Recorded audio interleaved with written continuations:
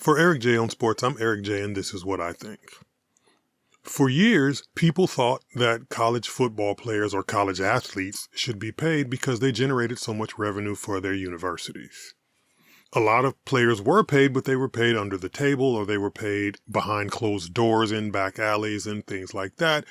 And as long as the NCAA never found out about it, it was never an issue. If you ever watch the movie Blue Chips that starred Shaquille O'Neal and Nick Nolte, you'll see that in the course of recruiting players, Nick Nolte, who played the coach of the team, had no idea that players were paid.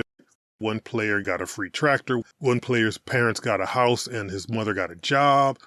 They tried to give a car to the player played by Shaquille O'Neal. He didn't want it. He just wanted to play. But it's been done. And as long as certain people didn't find out about it or certain people had no idea, it was never going to be an issue. But openly, outwardly being paid was against the rules. Certain players would get punished for accepting money from parents or relatives. You drive your uncle's car on campus because your uncle gives you a car because he bought a new one, so you drive that car on campus, but because your uncle gave it to you and the college didn't give it to you, you're suddenly in trouble, and so is a university. You're one of the top college basketball players in the country, and somebody wants to give you $500 to come judge a slam dunk contest in a park league out of season, and you accept the money, and suddenly your university is in trouble. A businessman wants to take you to lunch because he's a fan of your work, and suddenly you're in trouble because you accepted the gift. So it was weird. It was strange. Scholarship band members or scholarship actors or singers could accept money. But scholarship athletes who brought money to the college couldn't accept money. They couldn't even accept a portion of the revenue that was generated when a jersey with their number and name on it was sold at the school store and during games. They couldn't accept any of that money. So it became a problem. But someone had a solution. Why don't we just allow the students to cash in on their name, image, and likeness? Which means that if you are a top athlete in college, you can market yourself the same way pro athletes do, the same way actors do, the same way singers do. You can market yourself and get a few endorsement deals by promoting your name, image, and likeness. You can attach your name to a product. And as a college athlete, you can do that and you can make money. That was what the original intent of NIL was. To be able to say, hello, my name is Caleb Williams, quarterback for the USC Trojans, and I represent Jacob Imrani, accident attorney. That was what it was for. You do a commercial, you make some money. You sell jerseys, you make some money. You appear on a wrestling show, and you're allowed to be paid for it. That was what NIL was originally intended for. But what it morphed into was a feeding frenzy. Schools, boosters, whoever was involved could, if you saw Caleb Williams in high school and he was the best high school athlete there was, or if you saw Bronny James in high school and he was the best high school athlete you saw and you wanted him to come to the University of Alabama or you wanted him to come to the University of Texas as opposed to him going to USC or UCLA, you would offer him more money than USC was offering him and you would secure that athlete because he would go where the money was. That's not what NIL was supposed to be, but it's what NIL became. Whoever paid the most money scored the best athletes. But that's not the worst part of it. The worst part of it was what the NCAA dubbed the transfer portal. It used to be, back in the day, that if you were a college athlete and you decided for whatever reason you weren't happy at your university, you played for the University of Oklahoma, you weren't happy and you wanted to transfer to UCLA. You could do that at the end of the season, but you would have to sit out a season before you could play, which means if after your freshman year you weren't the starting quarterback for Oklahoma and you thought you could be the starting quarterback at UCLA, you could transfer. But if you played in 1987 as the starting quarterback for Oklahoma and then you transferred to UCLA for 1988, you could not play. You had to wait until 89 before you could play and attempt to be the starting quarterback for UCLA. You had eligibility and you could play, but you had to sit out a season. Now, with the new transfer portal, you don't have to sit out a season. You can play one season at Alabama and then at the end of that season not be happy with your lot in life and transfer to Auburn. And at the end of that season, if you're not happy with your lot in life, you could transfer to LSU. And after the LSU season, you could still transfer to Michigan. You could just move and move and move and move and move. And if you somehow redshirted 1 year and you kept a year of eligibility and you weren't happy at Michigan, you could transfer to San Diego State and finish your college career. You could do this. So by instituting the transfer portal, players could now move and became free agents at the end of every season. And so if you take these two pieces of information together, you're a free agent at the end of every season. And the NIL allows the teams and whoever's associated with the team to pay money to get you to come to the school.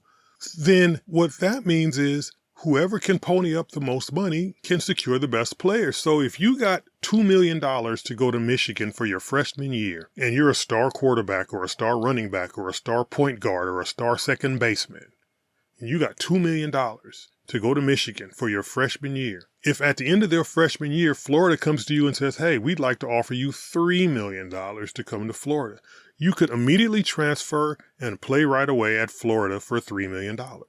And then if after that year at Florida, somebody comes to you and says, hey, we're Georgia and we want to offer you 3.5 to come to Georgia, you could leave and go to Georgia and make 3.5. And if at the end of that season, Colorado comes to you and says, we want to offer you 4.5 million to come to Colorado and finish out your career at Colorado, you could go to Colorado and start and play and make $4.5, $5 million at Colorado. And that's fine. That's free enterprise. That's commerce. It is what it is. Capitalism at its best. And you're an 18, 19, 20, 21, 22-year-old kid making $3 million to play football or baseball or basketball or whatever your sport is. And it's your money and you get to keep it at 22 years old.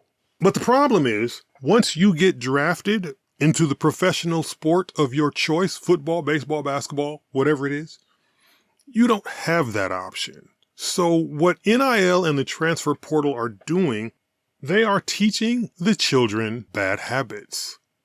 College, through the NCAA, is teaching children that if you're not happy after 1 year of doing something, if somebody offers you more money to do it somewhere else, you could take the more money and go. Now, in business, if you're an accountant or a CEO or an HR director, yes, if you get a job paying $100,000 a year and somebody contacts you and says, hey, we really like who you are and what you do, we'd like to offer you $150,000 a year, you could change companies every week or every month. In business, if you're an actor, if you're a singer, you can't do that though. Because in entertainment, you sign a contract. And the contract stipulates you have to provide your service for a certain number of years through a certain number of times for the company that signed you to the contract. If you sign a 3-year deal with CBS or Motown or whatever company you sign with to do music, or if you sign a 3-year deal with Paramount or Sony or Fox or whatever company you decide to sign with to do movies, you are committed to that entity for the 3 years. And if they say during those 3 years you got to make 7 movies, then you have to make 7 movies before you can leave. It's different in entertainment. It's different when there's millions of dollars. And professional sports has millions of dollars at stake. So you cannot just be unhappy because you got drafted by the Indianapolis Colts and you're the second string quarterback. So you're going to sit for a year. And then in that second year, you may get a chance to start. You're unhappy and you want to go play for Carolina because they need a new quarterback and you feel like you can go there and start. Or you want to go to Houston because they need a quarterback and you feel like you can go there and start. Or you want to go to the Chargers because they need a quarterback and you feel like you can go there and start right away. So at the end of your first season in the NFL, you decide, you know what? I want to go play for a new team. Somebody offer me money and I'll go to you. You can't do it if you sign a 3-year contract in the NFL. You can't do it if you sign a 3-year contract in the NBA. You get drafted by the Timberwolves and you're the backup point guard, so you're coming off the bench playing 17 minutes a night and you're only averaging 7 points, but you feel like you're a starter, so you want to get traded to Utah so you could go be a starter and average 27 points a game. You can't do that unless the team decides they want to get rid of you. You can't just break your deal and go someplace else. But this is the lesson that NIL and the transfer portal are teaching our kids. If you're not happy, you can go. And like I said, in business, you can. You can leave McDonald's and go work at Burger King. And then a week later, leave Burger King and go work at Carl's Jr. And then a week later, leave Carl's Jr. and go work at Chick-fil-A. But you cannot leave the Raiders and then go to the Chargers and then go to the Broncos and then go to the Seahawks and then go to the Jets and then go to the Giants year after year after year. If you're signing 3-year, 4-year contract, you cannot do that. And NIL and the transfer portal are teaching players that they can. So it's going to be difficult for all these players who come through college. After year 1, I can transfer and go to another place and then play somewhere else in year 2. And if I'm not happy after year 2, I can do it again, as long as people are willing to pay for my services.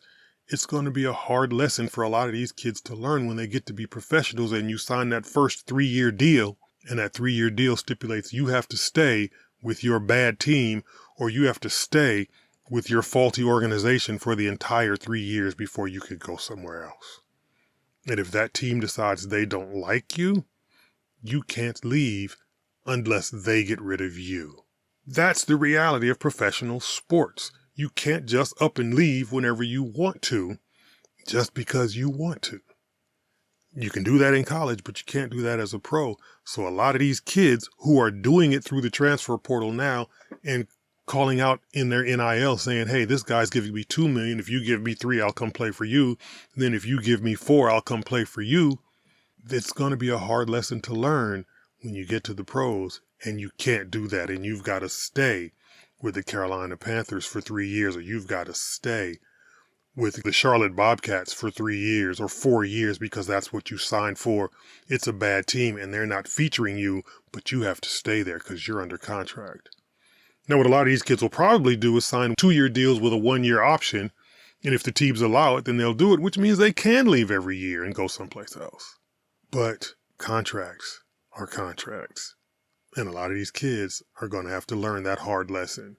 And it's going to be difficult for a lot of these kids to adjust to that hard lesson. Remember to like and share this video and subscribe to this channel, and visit the Eric J on Sports website. And follow me on Facebook at Eric J on Sports 1 and on Instagram and Twitter at Eric J on Sports. And for Eric J on Sports, I'm Eric J, and this is what I think.